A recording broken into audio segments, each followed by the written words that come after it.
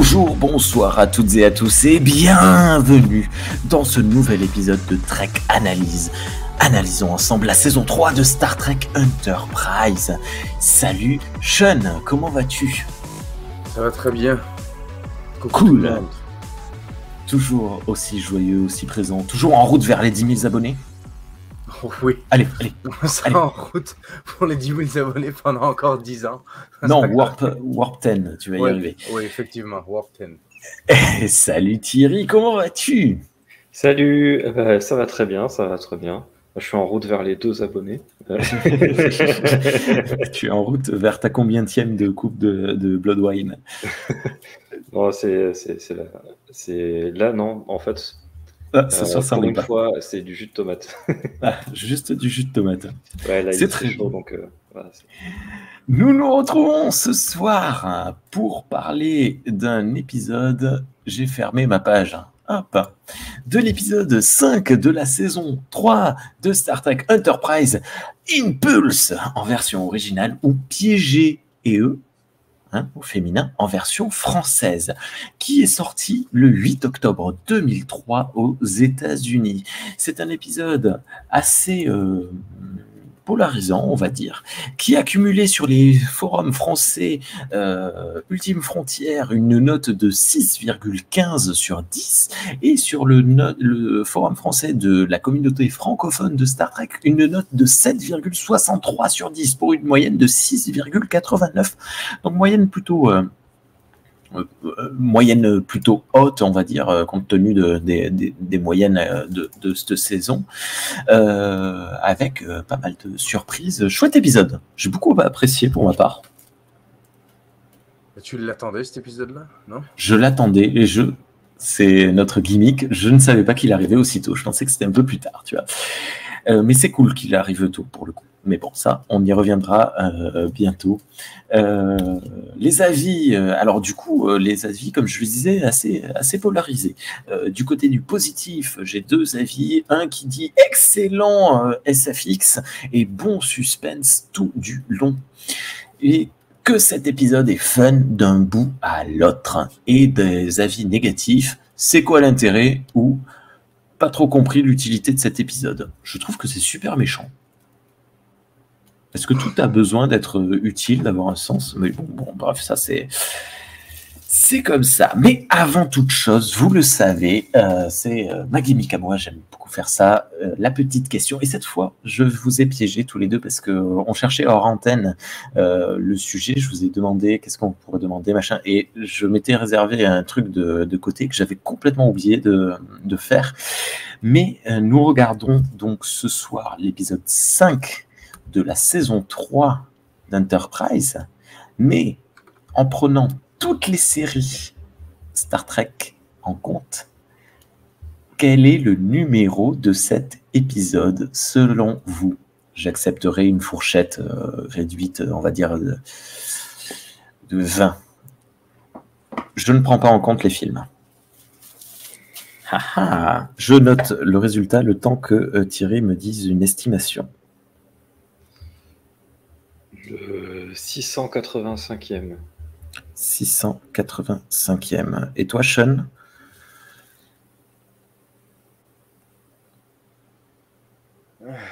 Est-ce que tu as calculé ça, Thierry?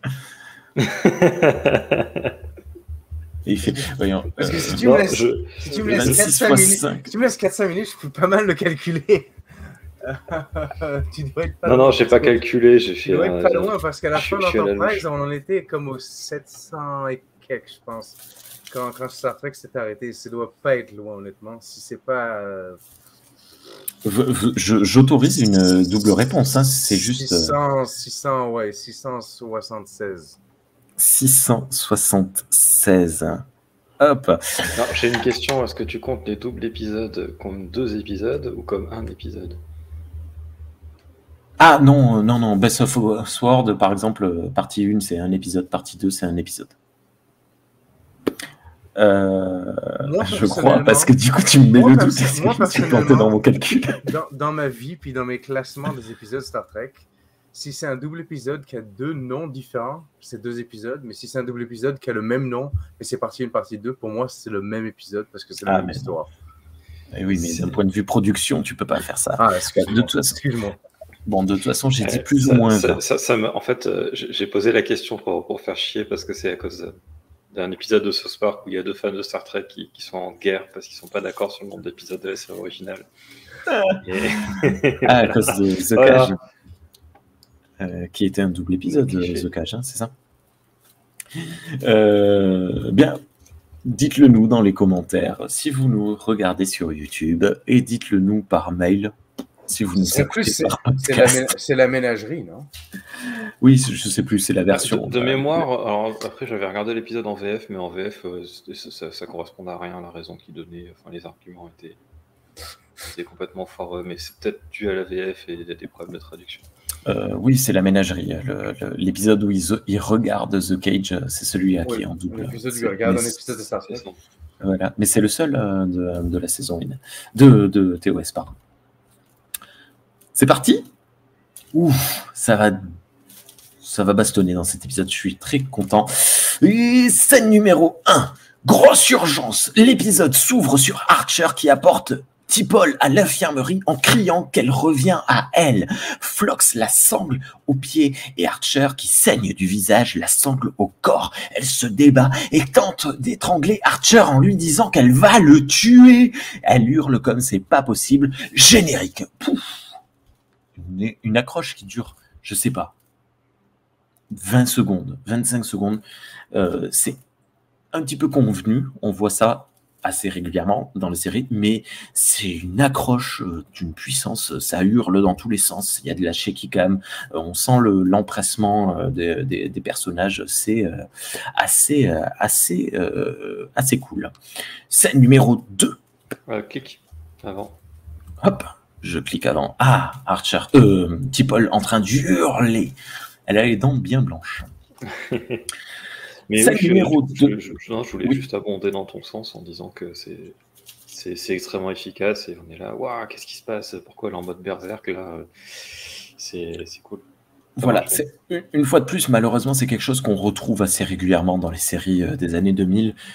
Une accroche comme ça, on en aura aussi beaucoup dans Battlestar Galactica, des trucs comme ça, mais ça marche. Écoute, que veux-tu? Scène numéro 2, on reprend dans la continuité directe. Franchement, je pensais avoir un mot du genre 3 heures plus tôt. Alors que Phlox essaie d'injecter un produit pour soi-disant soigner T'Pol, elle se débat et hurle de plus belle. Archer arrive même à violemment lui bloquer la tête pour que Phlox puisse la piquer au cou. Elle s'endort alors. Peut-être l'a-t-il tuée. Ils la font entrer dans un scanner, à moins que ce soit une chambre de combustion.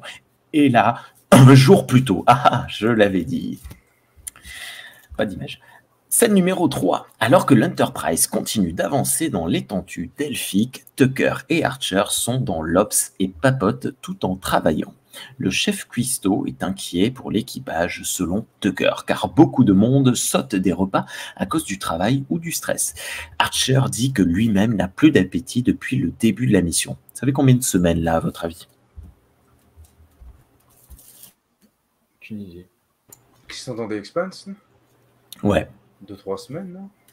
2-3 semaines plus 3 mois avant de rentrer. Bref, c'est long et c'est vrai que le corps humain doit autant de stress sur une durée si longue, ça m'étonne qu'il craque pas plus tôt. Tucker essaie de négocier le relancement des soirées cinéma. Mais Archer répond qu'ils auront le temps de faire ça une fois que les Xindi seront vaincus. Retour de la haine violente envers les Xindi, et vu ce qui s'est passé lors de l'épisode précédent, c'est logique. Tucker lui explique que le moral est en chute libre et que l'équipage a besoin de respirer. Ils s'entendent alors, je suppose, sur le fait de diffuser un film comique. T'Pol entre dans la pièce et demande ce qu'il se passe. Archer lui explique je sais pas quoi sur les cartes Xindi. Elle dit qu'elle pouvait faire la job, mais Archer dit que Tucker ne dormait pas et qu'il ne voulait pas la réveiller. Je trouve étrange cette surprise de sa part. C'est-à-dire qu'elle est... Oh, tiens, c'est bizarre. Mais du coup, Je l'ai noté, mais c'est pas pour rien. Je suis content de moi. Tucker annonce à T'Pol que les soirées ciné reprennent. Elle est en joie. Non. Oshi rappelle Archer par le com et elle a détecté un appel de détresse automatique. Vulcain, oh mon Dieu, ça y est, on va voir l'équipage fou. Oui. C'était le moment de grande joie pour moi. J'étais comme T'Pol, mais en souriant. Trop heureux de voir que c'est ce fameux épisode. Scène numéro 4, sauf si vous avez quelque chose à dire. Oui, bah du coup, pareil, parce que t'es parti un peu vite au début. Désolé. Moi, je l'attendais aussi, cet épisode. Ouais. C'est un épisode que j'aime bien, que je revois des fois même comme ça, pour Halloween des fois. Je me dis, tiens, je vais me faire des épisodes horrifiques de Star Trek. En général, il y a Impulse dans le cocktail, quoi. Et celui de Deep Space Nine avec Nog, là. Ouais. Qui est super cool. Puis Catspaw de la série originale, enfin voilà. Des épisodes comme ça. Après, c'est parce que j'aime bien l'horreur aussi, donc forcément, ça joue. Je pense que les gens qui n'ont pas aimé sur les forums, c'est qu'ils n'ont pas cette sensibilité-là, donc forcément, ça les intéresse pas, quoi. Voilà, ça reste Star Trek, quelle que soit son itération, quelle que soit que ce soit TNG, TOS, Enterprise, les nouvelles séries, ça reste des séries. Donc oui, ils font des épisodes à thématique de temps en temps. Faut pas trop se vexer pour ça, c'est dommage. On est sur un épisode de Noël déjà, c'est bien. Oui, déjà, oui. Et, on a un épisode de Noël dans le film Generations, mais... Papa Papa Scène numéro 4. Sur la passerelle, on a le temps de s'intéresser au nouveau on n'a pas le temps de s'intéresser au nouveau pilote que Archer demande où sont les Vulcains. Oshi donne l'information. T'Pol indique connaître le vaisseau. C'est le Seleia qui est entré dans l'étendue delphique il y a 9 mois. Scène numéro 5. Je crois que c'est un peu notre gimmick, hein, on le fait à chaque épisode. J'avais complètement oublié que T'Pol avait servi à bord du Seleia. C'est ça. Alors, moi, pour le coup, je la trouve surcheatée dans cette saison, T'Pol. Elle résiste à toutes les attaques. Elle a tout fait, tout vu avant tout le monde. C'est presque dommage. Mais on nous l'avait annoncé, non, dans notre fameux épisode pilote, là, dans le dernier épisode de la saison 2, qu'elle avait servi à bord du Seleia, non? Je crois pas. D'accord. Il faudrait... Dites-le-nous dans les commentaires si on l'a dit. Par contre, effectivement, ils ont parlé du Seleia et du Vankara et encore d'un autre vaisseau. Okay. D'ailleurs, on l'avait dit, dans le pilote, on avait dit que... Enfin, dans le dernier épisode de la saison 2, enfin oui, du coup, notre pilote... Notre pilote, on va le définir comme ça. On avait dit que c'était du foreshadowing pour un épisode qui allait arriver, et ben là, on y est. Voilà. Que tout le monde est super content. T'es content, Sean, de le voir, cet épisode? Oui. Oui. Non, oui. J'ai pas un enthousiasme aussi excentrique que toi vis-à-vis de cet épisode-là, mais c'est quand même quelque chose que... surtout quand il le tease, on en parle au début, donc du coup, tu as envie de voir ce qui se passe. J'ai envie de voir avec des Vulcains avec l'intérieur dehors. Hein. Ouais. Pour faire une parenthèse là-dessus, il y a un épisode au tout début de Discovery où on s'en va voir le vaisseau frère du Discovery, où il se passe des expérimentations. Ils expérimentent avec le tardigrade. Hein, ouais, c'est ça, Millennium Network, etc. Et ils expliquent vaguement que le vaisseau, il a accéléré très vite, puis il s'est arrêté puisqu'il s'est frappé contre une anomalie. Tout ce qui se retrouvait à bord du vaisseau se retrouve dedans dehors. Inside out. On en voit une coupe de ces gens-là, ces espèces de tas dégueulasses. Puis j'aime beaucoup le concept. Puis j'aurais fait un épisode sur ça. J'aurais fait un épisode d'horreur. Si je ne suis pas grand fan des films d'horreur, c'est pas ça qui m'intéresse le plus. Si je dois choisir un film, c'est pas un film d'horreur que je choisis. Mais quitte à le faire, fais-le. C'est sympathique. Puis tout à fait. Ici, effectivement, ils le font. C'est comme, OK, on va faire un film d'horreur. Au grand désarroi de Thierry, ils vont suivre les codes du film d'horreur. Non, Mais, bah, j'ai des trucs à dire là-dessus, mais c'est pas du. Justement, il y a des trucs intéressants avec ça. Et, Ok. du coup, tu parles de cet épisode de Discovery. Je vais en profiter pour une fois de défendre Discovery. J'ai vu pas mal de gens critiquer le côté sanglant de cet épisode. Mais en fait, il y a les côtés sanglants dans Star Trek, il y en a dans la nouvelle génération déjà. Ouais. Oui. On voit un type avec la cervelle à l'air, on voit des gens qui se font désintégrer, on voit toutes les couches des organes qui se détachent. On voit un type qui explose avec un espèce de monstre à l'intérieur de son ventre. Ouais, voilà, la juste fin le de la scénario, saison quoi. 1 est dégueulasse. Et du coup, c'est un truc que je sais pas, pour moi, ça fait aussi partie de Star Trek, même si c'est quelque chose qu'on voit plus rarement. Il y a le fameux épisode qui est pas trop aimé dans Voyager. On voit la lente transformation en salamandre de Tom Paris avec un côté très Cronenbergien. Ça fait 3 fois qu'on le cite cet épisode. En fait, il y a aussi dans The Next c'est le meilleur Generation, épisode de Star Trek, on sait pas en fait. il y a aussi dans The Next Generation, quand ils dévoluent tous, donc ils deviennent tous une espèce de créature quelconque, tu sais. Ouais. Moi, j'aime bien quand on en fait de temps en temps. Je trouve que ça marche bien. Puis, donc ici, oui. Est-ce que je l'attendais autant que toi? Ça a l'air que non. Mais oui, je suis content de l'avoir. Je suis content de le voir. Puis, je suis content de enfin savoir ce qui se passe avec ces Vulcains. Ouais. On va le savoir tout de suite puisque scène numéro 5, un champ d'astéroïdes qui se comporte très bizarrement semble être sur la trajectoire de l'Enterprise et ça, moi j'aime. Via le visor qu'utilisera Spock dans TOS, ça aussi j'aime, T'Pol confirme que les astéroïdes se comportent de manière chaotique, peut-être une anomalie, j'ai noté une anomalie donc. Le vaisseau Vulcain est bien là. Tucker dit que les astéroïdes sont blindés de trillium. Archer dit à Roshi de réveiller Reed, ça aussi j'aime ça, et qu'il se rend en salle de lancement. Tucker doit récupérer du minerai sur les astéroïdes. Il se passe plein de trucs dans cette scène assez rapide, mais assez cool. Est-ce que tu peux enlever juste ta souris de devant l'image? Oh, pardon. Scène numéro 6, malgré l'anomalie. Le fait que le petit effet d'échelle où on voit l'Enterprise qui est toute petite paumée face au champ d'astéroïdes. Tout à fait. Je trouve que c'est bien en termes de mise en scène, c'est bien pensé. Tout à fait. Thierry. Désolé. On ne l'avait pas fait depuis le lycée, je crois. Depuis 2020. Depuis 2005. Scène numéro 6, donc, malgré l'anomalie et les astéroïdes, Archer pilote une navette avec Reed, T'Pol et un Lone. Reed tente une blague après que des éclats d'astéroïdes aient touché la navette, mais personne ne rigole. On dirait moi qui fais une blague.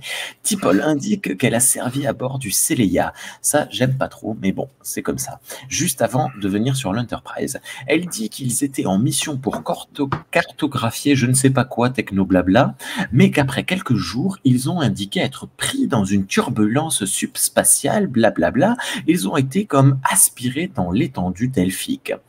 Ce que j'interprète donc comme non seulement c'est dangereux à l'extérieur, mais également autour. Donc, si on peut se faire, tu prends un mauvais courant et que tu te fais aspirer, c'est super. Il va falloir trouver une solution par rapport à cette expense. Un autre vaisseau, le Valkyra. Oui. Parce que tu avances trop vite. Je suis d'accord avec toi. J'aime pas que T'Pol ait déjà servi sur ce vaisseau-là. Ça fait que l'espace paraît beaucoup plus petit quand ils font ce genre de choses. Mais je vais pas le reprocher à l'épisode. Ce serait ridicule de commencer à reprocher ça à l'épisode parce que toutes les séries du monde font ça absolument tout le temps.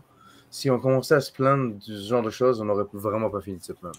Donc, disons que... Alors, je voudrais apporter un contrepoint à ça, c'est que Star Trek le fait assez peu en fait. Et c'est notamment un truc que j'apprécie dans Star Trek, c'est que c'est relativement rare d'avoir des effets comme ça qui réduisent un peu. Mettre une astérisque là-dessus, jusqu'à présent, Enterprise et avant, ils ne le faisaient pas. Je trouve que dans les nouvelles séries, on a ça tout le temps. Tout le monde a toujours servi avec tout le monde se connaît. Ils vont tous sur les mêmes planètes. Il y a comme... C'est un micro-univers, ouais. Ouais, tout le monde vit dans le même jardin. Ce que je trouve dommage, c'est que tu avais l'occasion d'avoir un vaisseau Vulcain Et il a fallu que le seul Vulcain à bord dans l'Expanse ait servi à bord. Enfin, c'est dommage. Elle aurait pu connaître une personne. Ouais, voilà, dire il y a mon beau-frère. Ça aurait été Ouais. Oui, on aurait râlé quand même. Non, parce que tu vois, c'est des scientifiques, donc ils ont été à l'école ensemble. Bon, bref. Non, mais oui, bon, franchement, c'est un point de détail. On râle pour râler tout cela, mais bon. Ouais. D'autres choses avant que je continue? J'aime beaucoup le concept de l'espèce d'astéroïdes qui ont... Chaotiques. Ouais, ces astéroïdes chaotiques qui n'ont aucune gravité constante puis qui s'envoient dans tous les sens. J'aime beaucoup ça. Ça fait très peur comme idée. T'as vraiment pas envie de rencontrer ça. Mais j'aime aussi l'échelle, que ça, c'est énorme. Ouais. Comme tu as montré par rapport à notre petit vaisseau, là. En tout cas, ouais, je trouve ça bien. C'est tout à fait cool. Et du coup, à propos du Vankara, donc j'en ai parlé vite fait, mais je voulais revenir dessus plus en détail. Donc le Vankara, c'est l'épisode, Non, attends, tu vas trop vite. Le vaisseau. Je l'ai pas cité encore. Si, tu l'as dit. Non, j'ai été coupé au moment où je l'ai cité. Attends, je fais ma phrase et tu vas le dire. Fais ta phrase. Il se trouve qu'un autre vaisseau, le Vankara, est parti à leur rescousse. Et c'est le fameux vaisseau avec l'équipage dont tout le dedans a été retrouvé tout dehors. Non, c'est pas celui-là. Ah, merde. C'est ce que j'allais dire, donc ça t'aurait évité de te taper la honte. C'est pas grave. On annule tout. Je ne suis plus à ça près. On recommence. Bonjour à toutes et à tous. C'est le vaisseau dont on voit des images vidéo dans l'épisode, dans le dernier épisode de la saison 2. Et c'est celui où ils se sont tous entretués. D'accord, qui faisait très Event Horizon. C'est ça, exactement. Oui. Ok. J'ai eu tort, désolé, merci beaucoup. Le temps de dire ça, environ 45 secondes, la navette a parcouru 2000 km puisqu'ils ont atteint le vaisseau Vulcain. Les navettes spatiales vont très vite et ça, c'est très très cool, mais ça fait waouh. Avec une saturation micro, tu sais, 2000 Désolé, bon, vous êtes habitués maintenant. Scène numéro 7, attention, il y a un petit peu de baston dans cet épisode. Scène numéro 7, à bord de l'Enterprise, Tucker et Mayweather font téléporter des bouts d'astéroïdes à bord. Ça sent mauvais. Tucker est satisfait, mais il en veut plus. Travis, téléporte alors un gros astéroïde qui fait tout péter, je l'avais dit. Et le téléporteur se retrouve cassé de partout avec des morceaux de roche. Mayweather propose la pire idée de l'histoire en disant qu'il peut poser une navette sur un gros astéroïde pour prendre des roches rapidement. Je suis en train de me demander ce qui se passait. T'as pris la photo au moment où il téléporte les roches. Ouais. D'accord, bien joué. Bravo. Tu as le clic rapide. Que Travis ait une idée de merde. Ah, le pauvre. Parce que malgré le fait que ce soit une idée qui est quand même assez farfelue, ça lui permet d'être dans un épisode.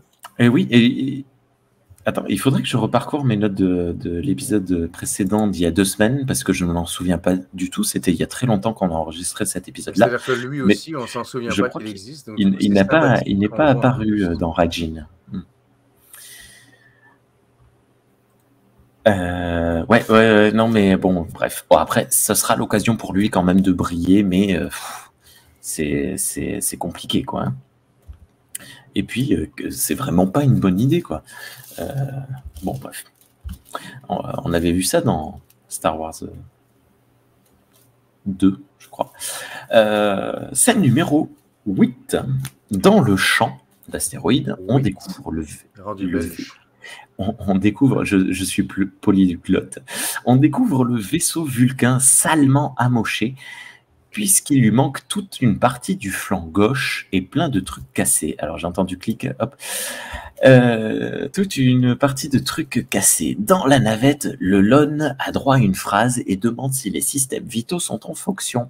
Reed répond qu'ils sont au minimum, mais T'Pol relève de nombreux signes de vie. Malgré les appels, le vaisseau ne répond pas. L'équipe décide alors d'accoster. Scène numéro 9. Dans le vaisseau Vulcain, L'équipe commence à explorer, menée par Reed et son gros fusil d'assaut. Assez rapidement, ils découvrent que les Vulcains étaient en train de repeindre le vaisseau avec du Trillium D, mais ont été pris de court. Que s'est-il passé? T'Pol indique que des formes de vie sont proches. Archer dit à Reed et Olon, dit à Reed et Olon, qui sont tous les deux spécialisés dans le combat, de partir d'un côté, pendant qu'il va de l'autre avec T'Pol. What the fuck? Un tout petit truc à dire sur Oui. l'arrivée dans le vaisseau. Oui. Il y a des flashs de lumière dans le vaisseau. On ne sait pas trop si c'est des étincelles, des fuites de plasma, des machins, mais ça fait plein de flashs de lumière et je trouve que ça fait très orage de film d'horreur. Ah, genre maison hantée avec l'orage à l'extérieur, c'est ça? Ouais, ce genre de truc, ouais. Ça me fait tout de suite penser à ça. La mise en ambiance est réussie. C'est très classique, mais on est vraiment, on est dans le. Dès maintenant, on rentre dans les codes du film d'horreur. Tout à fait. Tout à fait. Je sais plus où je suis. Ah oui, la séparation des deux groupes. Vous trouvez pas? Vous trouvez pas ça étrange? Pourquoi est-ce qu'il dit au chef de sécurité et au mec spécialisé dans la bagarre de partir tous les deux ensemble et le capitaine et la scientifique de rester ensemble? Enfin, C'est aussi un code de film d'horreur. Alors, il y a eu un bruit en haut et un bruit en bas. On va faire 2 groupes de 1. Le noir, tu vas là où il y a le bruit. Les films d'horreur jusque dans les années 2000 à peu près. De leur côté, Reed et Olon trouvent du sang vulcain sur les murs, alors que T'Pol et Archer entendent des bruits de coups répétés, probablement un tuyau sur un mur ou un truc du genre pour attirer l'attention. J'adore cette partie d'exploration. On est vraiment dans de la SF horreur spatiale classique. On est dans nos habitudes, c'est cool, c'est fun. Je suis super content. Alors que T'Pol parvient à ouvrir une porte, elle manque de se prendre un coup de barre de métal. Bagarre! Le Vulcain fou est attrapé par Archer qui le projette à terre. Pas de bol, il tombe avec lui. Les deux se relèvent. Archer esquive un premier coup de barre de fer, mais c'est pour mieux se prendre la main ouverte du Vulcain dans la face et être projeté. T'Pol dégaine et tire sur le Vulcain. Ça ne semble pas l'arrêter. Elle lui met un châssis dans la poitrine. Après une seconde d'arrêt, le Vulcain se jette sur elle. Archer dégaine et tire. Bah! Le Vulcain est vaincu. Presque un anagramme. Le Vulcain est vaincu. Ah ouais. Et tombe KO, ce qui confirme que cette série, seul Archer peut vaincre les ennemis.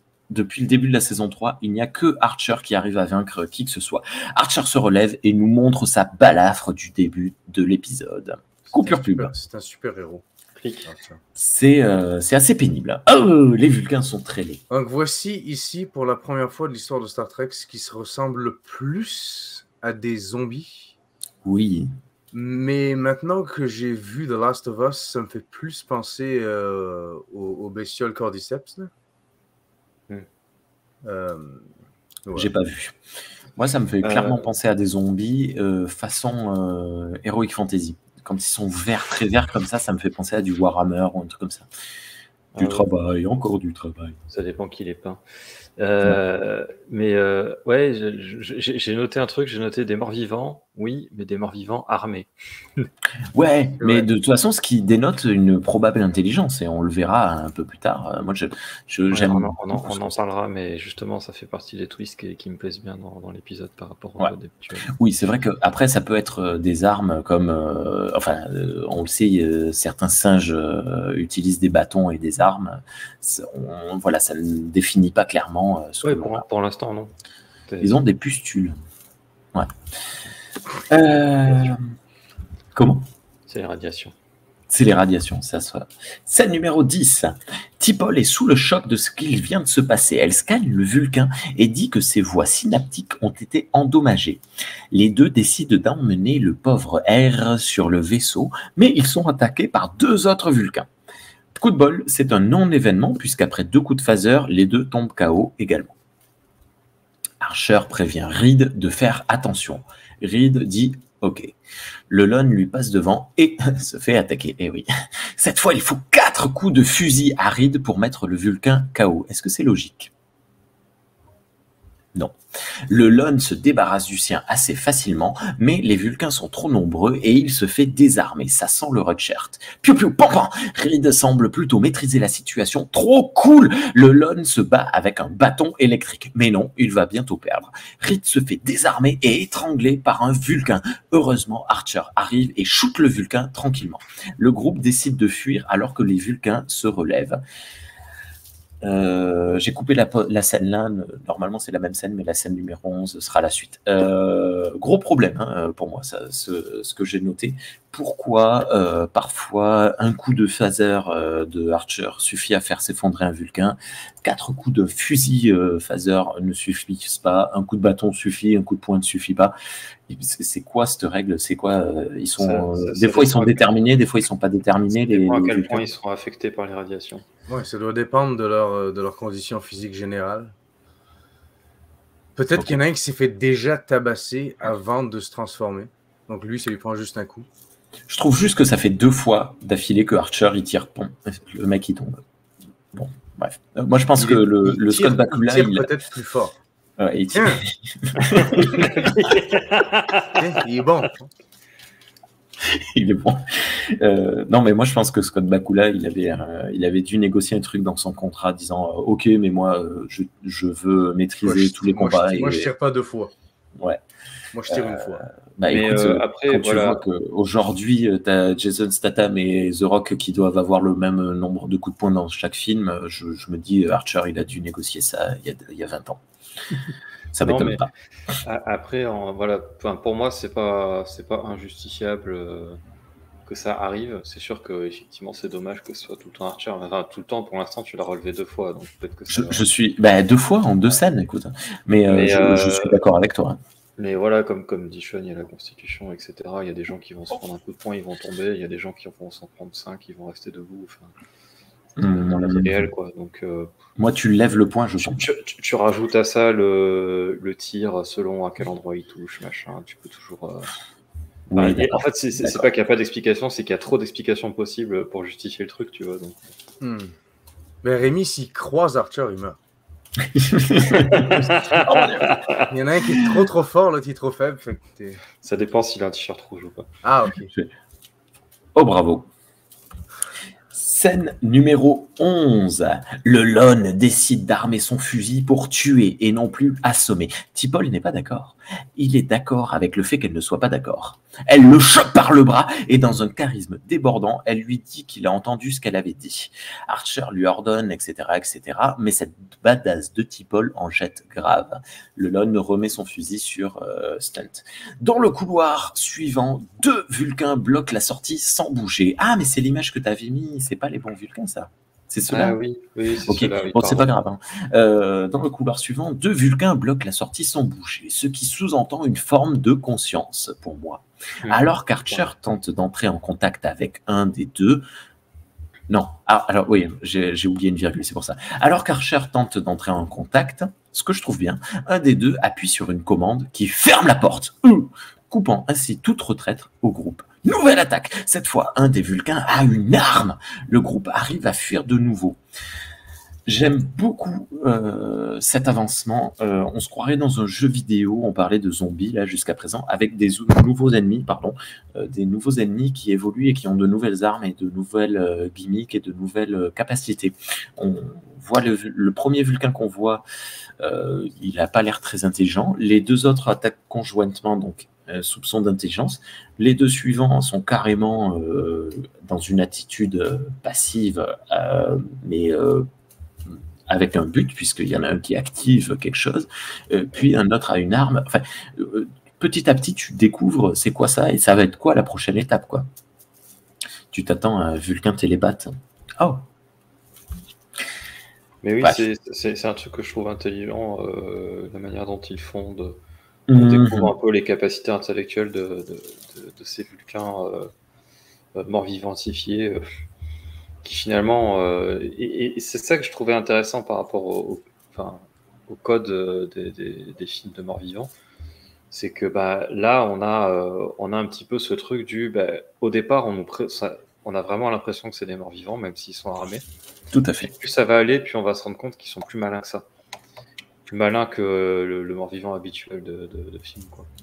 Parce qu'évidemment... Que le zombie lambda. Évidemment, il y a... Comment il s'appelle ce film avec un mort-vivant intelligent, là. Warm Bodies. Warm Bodies. Qui mangent les humains pour aspirer leur intelligence. Mais après, non, moi, Land of the Dead. Non, Warm Bodies, c'est un film où le zombie il tombe amoureux d'une fille. Eh bien oui, mais parce qu'il a mangé le cerveau de l'ex de cette fille.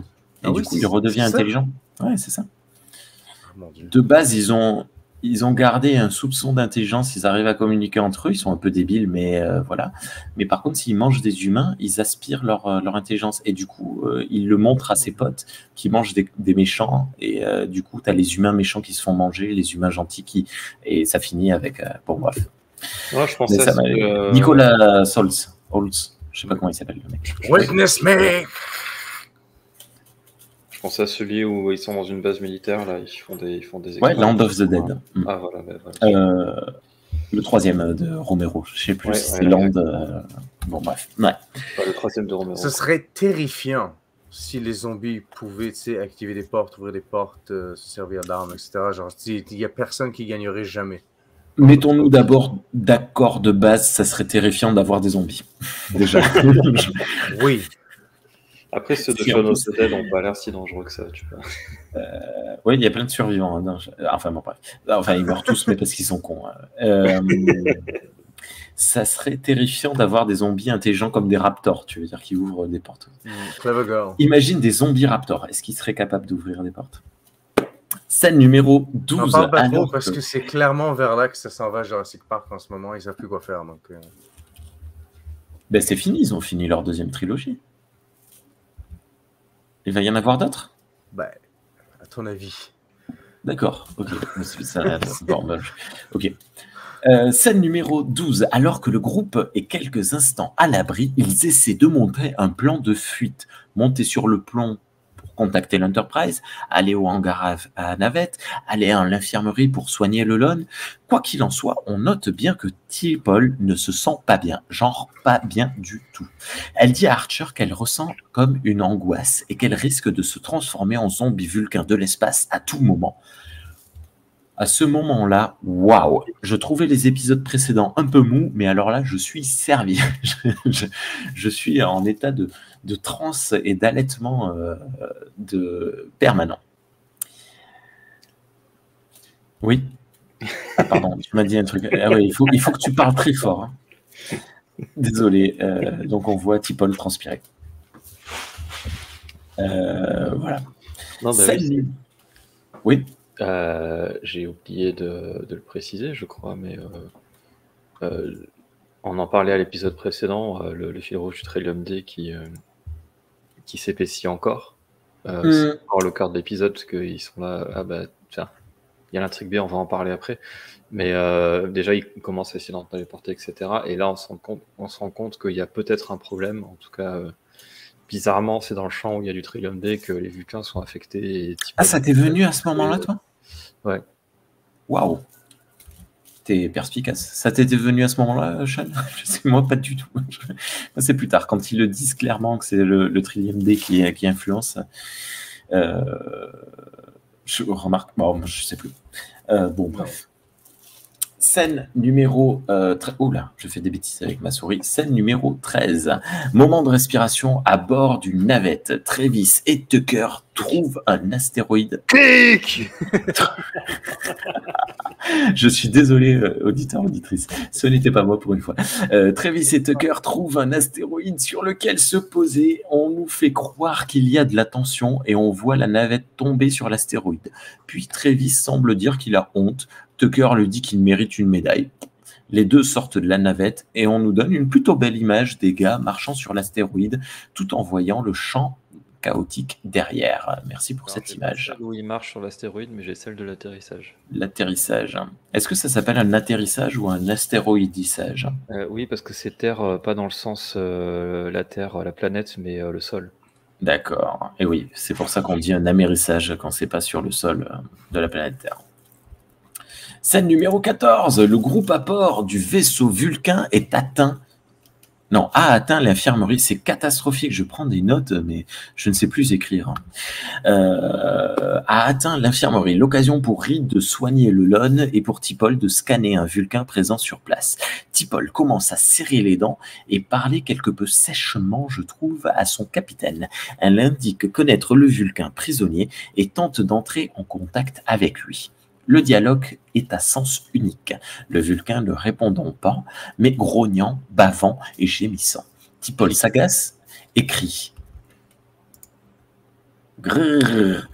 Ce n'est pas ce qu'elle crie. Elle crie. Dites-moi ce qui s'est passé! Elle perd également le contrôle. Archer l'aide à se reconcentrer. Il lui donne un objectif et une vision. Super travail de capitaine. Je suis content. Parce que, comme je le disais dans l'épisode précédent, moi je l'ai trouvé un petit peu vénère, Archer avec son équipage, et pas super patient quand T'Pol se fait assommer. Il dit, ah ouais, machin truc, réveillez-moi ça. Et là, pour le coup, bon, ils se doutent bien que si T'Pol ne survit pas, ils vont être leur chance à eux en tant que groupe de survie est amoindrie. Mais bon, j'étais content. Il est pas beau le Vulcain. Quelque chose sur l'infirmerie. Non. Ça fait combien de temps qu'il était là, ce Vulcain? Ah bah un bon moment, hein, je pense. Hein. Ouais. Bah, ça fait Donc, des mois qu'ils sont là. ils n'ont pas besoin de manger. Il n'est pas mort de faim. Non, ils se nourrissent par les radiations, je pense. Ils se nourrissent par la colère. La colère les C'est nourrit. des morts vivants, voilà. Bah, je sais pas. Non, mais voilà. Non, mais après, c'est bien dit que de toute façon, ils sont plus. Il y a des fois où je trouve important d'avoir une explication. Là, pour le coup. Non, c'est une question qui me vient comme ça. C'est là maintenant. Sur le coup, ça ne m'est pas venu. Scène numéro 15. Alors que le groupe se dirige vers l'ingénierie, T'Pol semble aller de plus en plus mal. Ridley. Ah, jeu de mots. Ridley. Oh putain, oh la vache. C'est catastrophique. Reed lit des signes de vie un peu plus loin. Archer donne alors l'ordre au Lon de rester en arrière avec T'Pol. Pire idée de l'histoire, partie numéro 2. Pendant qu'il s'en occupe. Le Lon en profite pour présenter ses excuses à T'Pol pour le fait d'avoir voulu tuer les Vulcains. C'est également l'occasion pour lui de faire un petit rappel aux spectateurs et spectatrices. Il demande à T'Pol comment ça se fait que les Vulcains soient aussi violents s'ils n'ont pas d'émotion. Mais T'Pol rappelle que c'est une idée fausse. Eh oui, les Vulcains ont bien des émotions, mais ils les répriment, les maîtrisent. Ce qu'il se passe ici semble faire perdre ce contrôle. Le Lon demande alors « Mais pourquoi être violent ?» Ben oui, il y a plein d'autres émotions. T'Pol rappelle alors à quel point dans le passé les Vulcains étaient violents. Bravo à Star Trek pour ces quelques secondes d'échange qui remettent en avant un pan historique entier de Star Trek et lie ce qui semble un simple épisode survivor avec des zombies à un univers travaillé. Ouais, On applaudit. Je lève ma chope à ça. Non, mais c'est ce que j'ai noté, que j'ai trouvé vachement bien. Ouais. C'est dommage qu'il n'y ait pas de cadavres de races variées qui ornent le sol. Mais on sait qu'à bord des vaisseaux vulcains, il y a très rarement autre chose que des vulcains. Ouais, mais des gens qui auraient essayé de border ce vaisseau-là. Ah, des pirates qui auraient, qui auraient essayé de voler puis qui se fassent dégommer par les Vulcains. Tu sais. Ah, des mecs qui se seraient dit, ah les cons, ils ont été piégés dans un... Ouais, les gros nuls, on va essayer de... Tu sais, puis ils se font dégommer. Ouais. Dans des astéroïdes chaotiques. Scène numéro 16. De leur côté, Reed et Archer sont attaqués alors qu'ils avancent. L'occasion pour Archer de se faire un Vulcain à main nue de manière plutôt violente. Il appelle alors Hawkins, c'est le nom du Lon, et ils reprennent l'exploration. Scène numéro 17. Sur l'astéroïde... Oui, pardon. T'avais une vidéo. Ah non. T'enchaînes les scènes tellement vite. Ah désolé, là sur la bagarre, je savais pas si vous aviez un truc à dire. Non, mais c'était avant en fait. Je voulais encore dire un truc, puis t'as enchaîné sur la chaîne. Voilà. Pardon. Là, je voulais juste aussi appuyer sur le fait que j'aime ce qu'on a dit par rapport au passé des Vulcains, tout ça c'est très cool, mais aussi le fait qu'ils présentent ses excuses, je trouve ça vachement bien. Ils auraient pu dire tiens, ça va faire de la tension entre les personnages, machin. Et en fait, non, au contraire, il y a du désamorçage de tension. c'est un truc que Star Trek fait souvent et que je vois très peu dans d'autres séries. C'est vraiment des personnages qui viennent désamorcer le truc en parlant, en s'excusant, etc.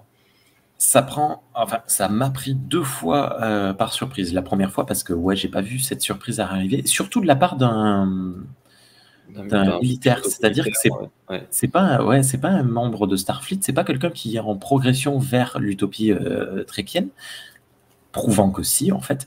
Donc ça a été la première surprise. Et la deuxième surprise, c'est que ce genre de scène dans les films de zombies, si vous êtes habitué, lorsqu'un personnage s'exprime envers un second en présentant des regrets ou présentant des excuses, souvent c'est le méchant de l'histoire, enfin le méchant, l'un peu plus salaud de l'histoire que les autres, qui exprime des regrets sur ce qui a été fait, et bien c'est à ce moment-là qu'il se fait tuer. On parlait de Shaun of the Dead, par exemple, tout à l'heure. Le rond de cuir, là, dont j'ai oublié le nom, se fait tuer au moment où il éprouve des sentiments de culpabilité sur ce qu'il a fait. Et donc, moi, je m'attendais à ce qu'il se fasse tuer. Et en fait, non. C'est pour ça que j'avais noté pire idée de l'histoire. Ouais, je continue. Bah, du coup, je veux rebondir, mais c'est un peu rebondir. ce qui me plaît. Tu vois, je parlais tu sais, tu disais, malheureusement, il suit les codes du film d'horreur. Pas malheureusement. Du film de mort vivant. Enfin, non, tu disais que ça allait pas me plaire.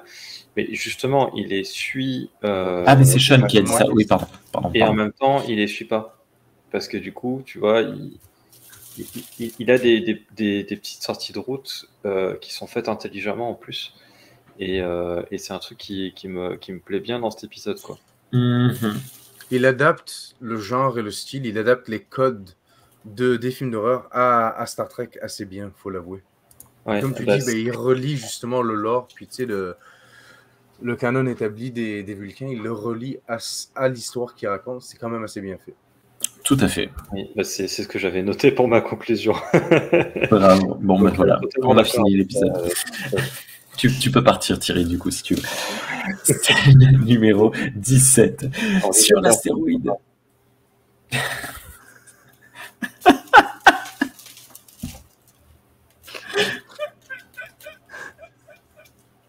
Et merde!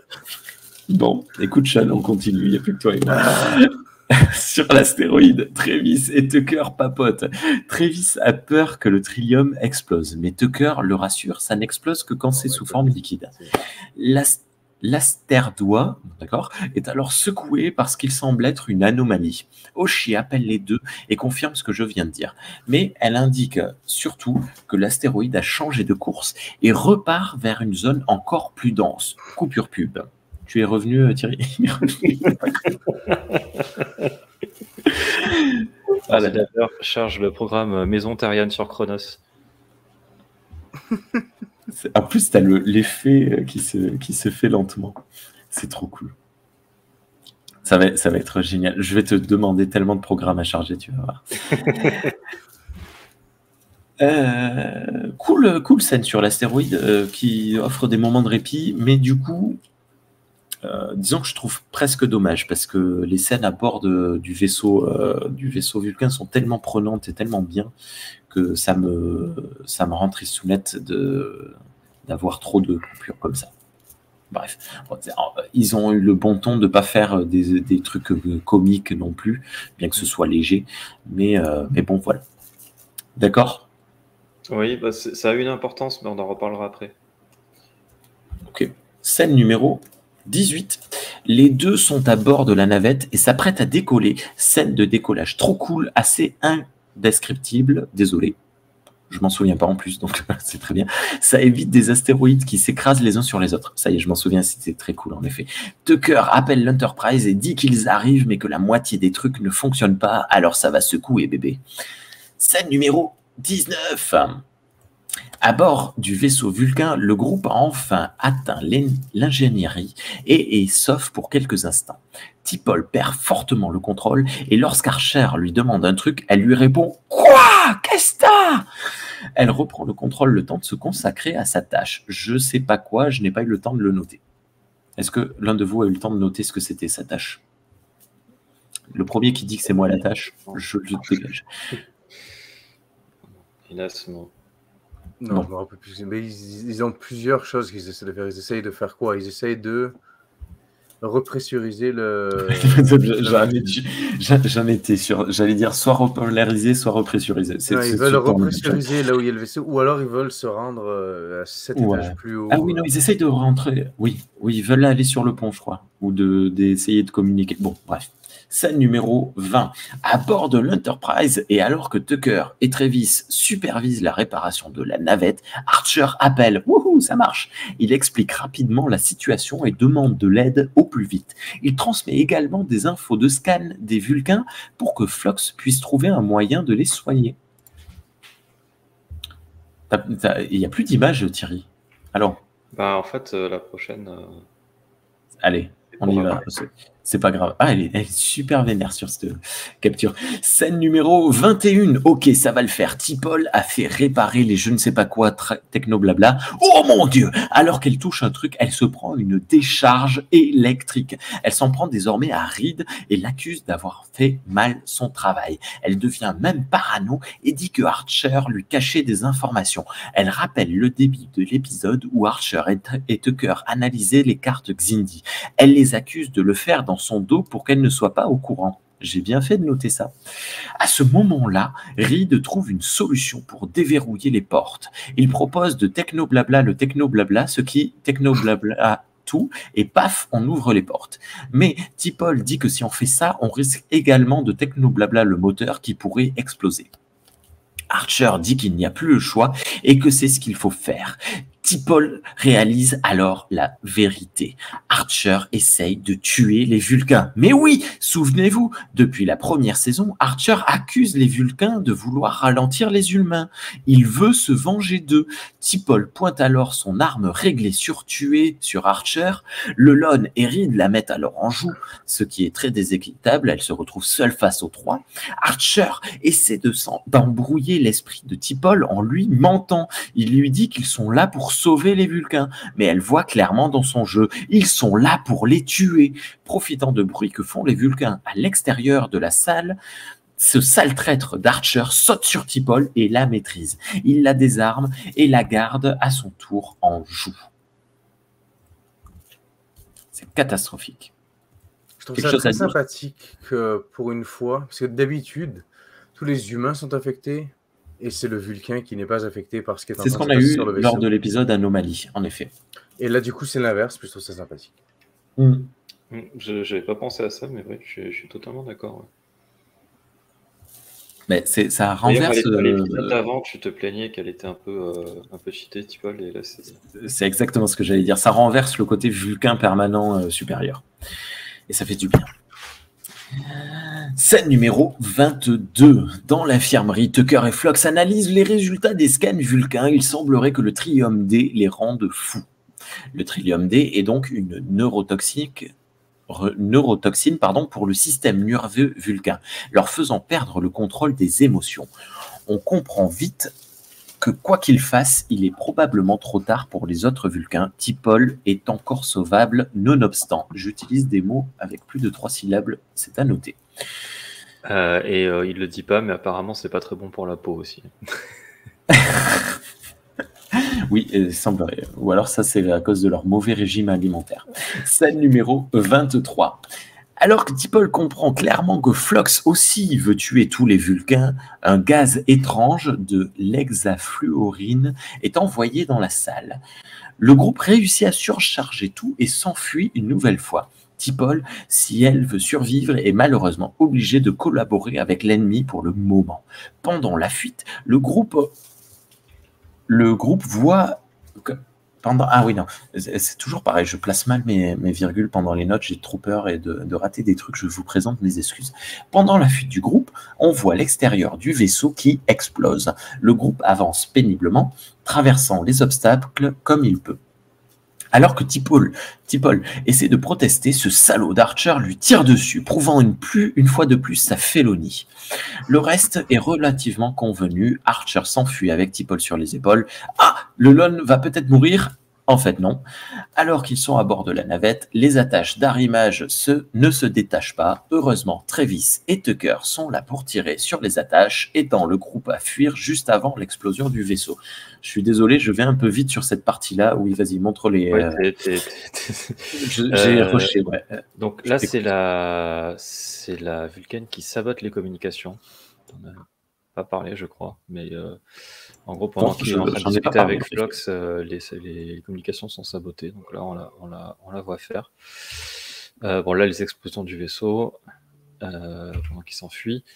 La scène où il la prend sur l'épaule pour franchir un pont. Il y a tout un truc de tension avec cette scène-là. Et le coup de phaser qui libère la navette. Et après, la navette qui fuit le vaisseau en train d'exploser. Ça, pour le go, j'en ai pas encore parlé. Ah, pardon. Attends, je dis ça, mais est-ce que je l'ai noté? Il me semble. Ah non, pas du tout, je l'ai pas noté. T'as dit, il la libère et elle s'en va. Donc, bah, voilà, ouais. Et le vaisseau explose. Et après, c'est ma dernière capture d'écran, d'ailleurs. Bien joué. De l'épisode. Beau vaisseau. Qui a explosé.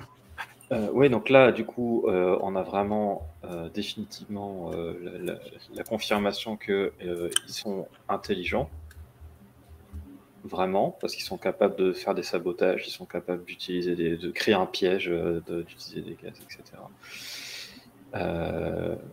Que les humains sont des sales traîtres racistes, voilà, qui veulent tuer tous les Vulcains. Leur intelligence n'est mise au service que de la volonté de tuer, quoi.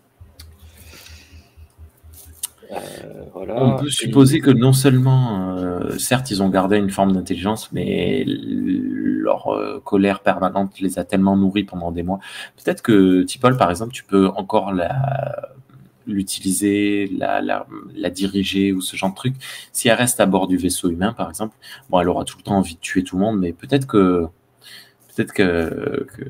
enfin, non, peut-être pas. Peut-être que je vais nulle part avec ça. Ouais. Et t'es allé trop vite sur tu voulais tellement te foutre de la gueule du techno blabla que t'es allé un peu vite sur la communication avec le vaisseau. Désolé. En fait, c'est là d'ailleurs qu'on voit l'enjeu aussi, au-delà du fait qu'ils ont besoin de récolter du Trillium D pour protéger le vaisseau des anomalies. C'est là qu'en fait, la première chose qu'ils demandent à Tucker quand il arrive à le contacter, Arthur, c'est de l'aide pour quitter le vaisseau. Donc il veut, lui ce qu'il espère, c'est qu'ils viennent avec la seconde navette pour venir les chercher. Et ils ont fait toute une intrigue B pour justifier le fait que la seconde navette n'est pas disponible pour aller les chercher tout de suite. Et que donc ils ont besoin de trouver un moyen d'accéder à leur navette à eux, qui est encore arrimée. Et on les fait bloquer le passage. Non, mais c'est... Oui. Tu dis que tu n'as aucun souvenir, mais c'est littéralement toute l'idée au complet d'avoir la navette sur la météorite, l'astéroïde, c'est vraiment juste pour ça. C'est juste pour que les autres soient coincés sur le vaisseau. C'est malin. Et je trouve ça très cool parce que ils auraient pu juste évacuer ça avec un ninja dialogue à la con en disant ah bah non le triphaser multi-machin il a besoin d'être réaligné. Ou simplement on reçoit pas les communications. En fait, une intrigue qui est justifiée en plus parce qu'on sait qu'ils ont besoin de ce minerai. Qui vont aller le miner, qui n'ont pas réussi à le téléporter. Donc en plus, ils ont pris le temps de faire une intrigue C sur la téléportation pour dire non, on ne peut pas téléporter le minerai, il faut qu'on aille le chercher en navette. Et moi, ça me plaît beaucoup que le scénario prenne le temps de se justifier et pas de juste faire des trucs en disant on s'en fout, on y va, on fait des trucs. En plus, si on l'explique pas, ça fera des twists ou des mystères, très bien, on y va. Là, on prend vraiment le temps de montrer les trucs et de faire des choses qui tiennent la route, quoi, qui sont solides. Et voilà, vraiment, ça me plaît beaucoup. Et on sait à quel point, effectivement, le Trillium 10 c'est important pour eux. Il faut qu'ils en aient, ils n'arrivent pas à le synthétiser. Du coup, c'est vraiment l'occasion d'aller en chercher. Ça justifie la prise de risque aussi, parce que c'est un peu fou débile, un peu ce qu'il veut faire, Travis, mais c'est justifié. C'est la pire idée de l'histoire. C'est pour frimer avec ses compétences de pilote. Ouais. Je continue ? Allez, vas-y. Scène numéro 24. Tucker et Archer regardent la récolte de Tucker. Il indique avoir pris 60 kilos, suffisamment pour couvrir l'avant du vaisseau. Archer indique qu'il va falloir quand même attendre que Phlox trouve un moyen de protéger T'Pol avant de l'installer. Retour dans l'infirmerie, Phlox dit qu'il a soigné T'Pol. Elle n'a pas encore le contrôle de ses émotions, mais elle va aller bien. Archer parle avec T'Pol et lui annonce que le vaisseau a explosé. Elle retient une larme. Archer lui indique alors que c'est le trillium qui l'a empoisonné. Elle demande alors à être posée sur la prochaine planète, ce qui la condamne totalement, elle sera bloquée. Il répond « Non, je ne peux tenter de sauver l'humanité en ignorant ce qui est humain en moi. » Been a long run. Ça dépend des épisodes, quoi. En fait, c'est 1 sur 2. C'est un salaud, c'est un gentil, c'est un salaud, c'est un gentil. C'est son ami, tu sais. Ouais. C'est presque dommage qu'on ait eu la scène avec Tucker juste avant où il annonce qu'il va attendre de protéger T'Pol avant d'installer le trillium parce que ça aurait pu faire une jolie... Bon bref, mais oui, c'est très cool, c'est très bienveillant, c'est très mignon, c'est très tout ça. J'aime bien le fait qu'elle reprenne la fameuse, sans la dire, la fameuse citation Vulcaine, The need of the many outweighs the needs of the few. Les besoins du plus grand nombre surpassent les besoins d'un seul, enfin du plus petit nombre. Elle est chiante à dire en français celle-là, oh là là. Mais elle le dit pas. Et j'aime bien le fait qu'elle le dise pas, c'est-à-dire qu'elle suit la philosophie qu'il y a derrière cette phrase, mais elle ne cite pas la phrase. Ouais. Et ça aurait été trop facile de dire regardez, on fait une référence à TOS. On cite la phrase. Alors, bah non, ils le font pas et je trouve ça super cool. Est-ce que tu trouves que Archer va à l'encontre de cette phrase en mettant à risque tout le reste de l'équipage Oui. en ne pas installant le Trillium D, ou est-ce que tu penses que c'est une bonne décision? Non, je pense que, enfin, disons que la suit- balancer sur la prochaine planète habitable, c'est un peu rude, mais en même temps, il sait justement, et c'est vrai qu'il a raison, c'est un peu dommage, mais en même temps, ça justifie le truc. Il sait qu'ils sont en train de travailler sur une solution. Enfin, quelqu'un est en train de travailler sur une solution. Il ne sait pas si on aura une, mais c'est peut-être une manière de temporiser aussi. Mais c'est sûr que dès maintenant, il décide qu'il ne l'abandonnera pas pour pouvoir continuer le truc. Et effectivement, bah, pour moi, ça fait partie des points dans Star Trek où j'ai pas vraiment d'avis tranché parce que bah, je suis pas Vulcain. Non, tu es Klingon. Donc la logique de T'Pol, je la comprends, ça, d'un point de vue purement rationnel. Tu dis bah ok, oui, faut la larguer sur le prochain truc venu, puis on pourra faire notre mission. Mais voilà, on a de l'empathie pour les gens et je comprends aussi que Archer, il n'ait pas envie de faire ça. C'est son officier en second. D'ailleurs, c'est dit je crois que c'est dans cet épisode-là que c'est vraiment dit dans un dialogue. On sait qu'elle est officier en second.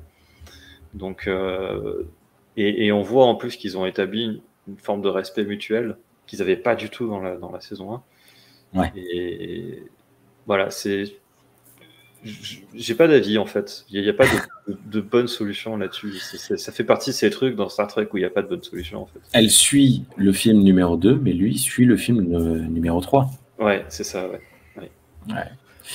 Encore une fois, d'un point de vue très rationnel, c'est pas une bonne idée de se débarrasser de T'Pol non plus. C'est l'une des personnes les plus intelligentes, les plus efficaces sur ce vaisseau. Non, par contre, ce qu'il devrait faire, c'est probablement... Expérience en exploration, que tous les autres réunis. Oui. Oui, c'est vrai. Mais par contre, c'est simple, là, qu'ils trouvent une planète, ils se mettent en orbite autour, le temps de trouver, comme ça, ils sont protégés des anomalies. On n'a pas le temps. Il faut casser la gueule au Xindi. Non, Archer, il a dit on n'a pas le temps, on y va. Bah ouais, c'est vrai en plus. C'est pas vraiment où Oui, il va, mais il y va. On y va, droit dans le mur. Scène numéro 25, la scène de fin avec l'équipage qui regarde un film en noir et blanc sur un écran Génat. Non, c'est un écran géant, mais j'ai écrit Génat. Alors que Phlox et Tucker commentent le film, T'Pol leur dit de la fermer d'une très belle manière. Scène un peu rigolote. Mais Anomalie, alerte tactique, tout le monde à son poste. T'Pol marche dans le couloir, mais une présence est là. C'est une hallucination. Elle est attaquée par une horde de Vulcains zombies de l'espace. Elle se réveille dans l'infirmerie, sauve, mais particulièrement choquée. Tant pis pour le final heureux. Quel épisode! Waouh! Je vais vous lire exactement ce que j'ai marqué. Waouh! Quel épisode de fou furieux! C'est un régal du début à la fin. Waouh! Waouh! Waouh! Merveilleux! C'était cool. C'était très cool. Oui, oui. Et voilà, du coup, moi, je voulais conclure sur ce qu'a dit Sean, donc c'est trop tard. mais en gros... Non, mais très bien. Ça veut dire que j'ai pas halluciné le truc, tu vois. C'est que voilà.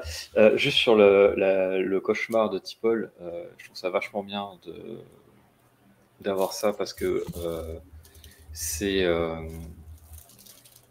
montre que la guérison elle est pas instantanée et que voilà, il faut du temps pour s'en remettre. Ça rajoute encore. Parce que Flox l'a dit, me le montrer, je trouve que c'est mieux. Et ouais, bon, ils ont fait les deux, mais bon, c'est pas et sinon, oui, alors la scène de dialogue dans le cinéma où l'autre il dit tu devrais comprendre que utiliser la logique pour essayer d'inférer à la fin, c'est intellectuellement intéressant. Je sais plus comment il dit ça, mais bref. Il utilise la logique silencieusement. C'est énorme. Parce qu'en plus, c'est vraiment. En plus, tu peux lui faire dire ça maintenant. Et la montrer agacée par les mecs qui parlent parce que justement elle ressent encore des émotions, enfin elle supprime pas ses émotions. Dans tous les cas, oui, ça marchait. C'est trop cool. Ouais.